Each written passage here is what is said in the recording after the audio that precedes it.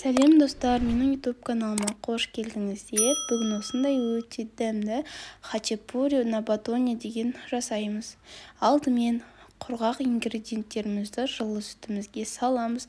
Дрожжымызды және қантымызды 10 минуттай тұрады. Сол кезде дрожжымыз 2 есе масса болады. Оған дейін ұнымызды електен өткізіп аламыз.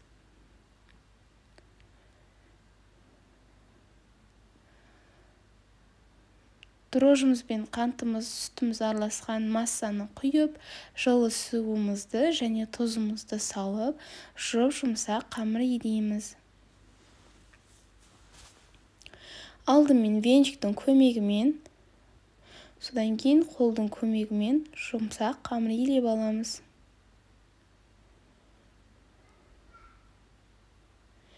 Өте дәмді шығады. Қарапайым заттардан жасалғанымен де өте дәмді, жасап көруге кеңес берем. Ертілген сармайымызды қамырымыздың үстіне салып, тағы да илейміз осылай. Қамырымыз біркелкі болғанға дейін осымен хачапуриларымыздың қамырлары дайын.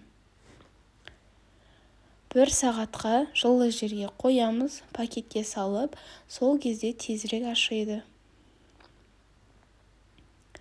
Қамырымыз ашайын дегенде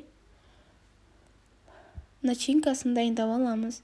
Алдымен сармайымызға тауықтың төс етін қуырып аламыз.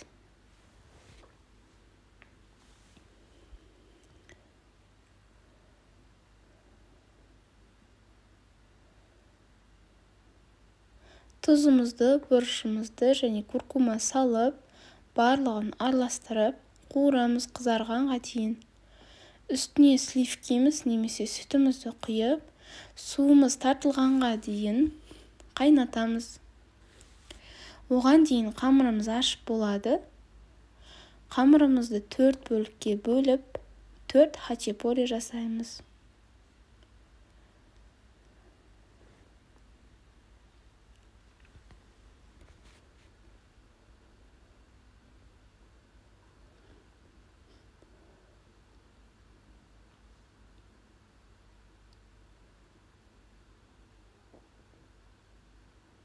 Осылай 10 минутқа бетін жауып қойсаңыздар, қамырымыз жұмсақ болады.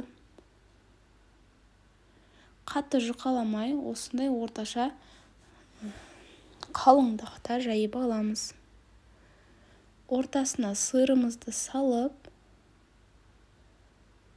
осылай ішетін барлығын бітеп шығамыз. Біріктіріп шыққаннан кейін осылай ортасын пышақтың көмегімен кесіп аламыз.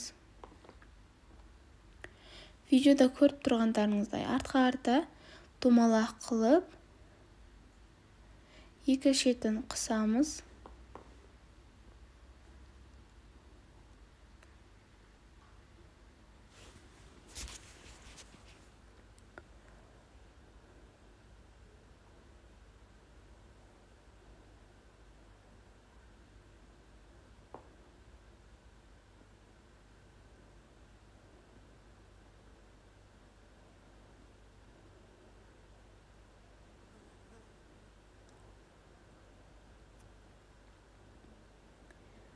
Қуырылған тауық етімізді бетіне салып, осымен хачапуриларымыз дайын. 180-200 градуста пісіріп аламыз. 30-35 минуттай қызарғаннан кейін ала берсеңіздер болады. Өздеріңіздің пештеріңізге қарай әрқайда пісірсеңіздер болады.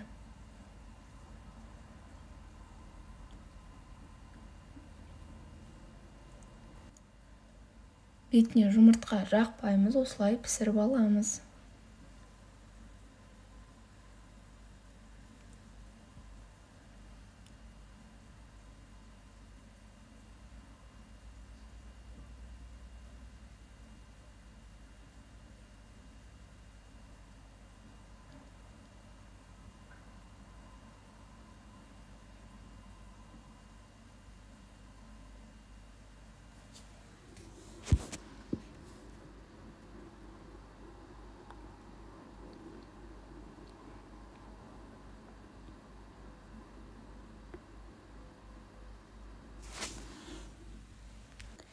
осындай өте ерекше хачапуриларымыз дайын болды.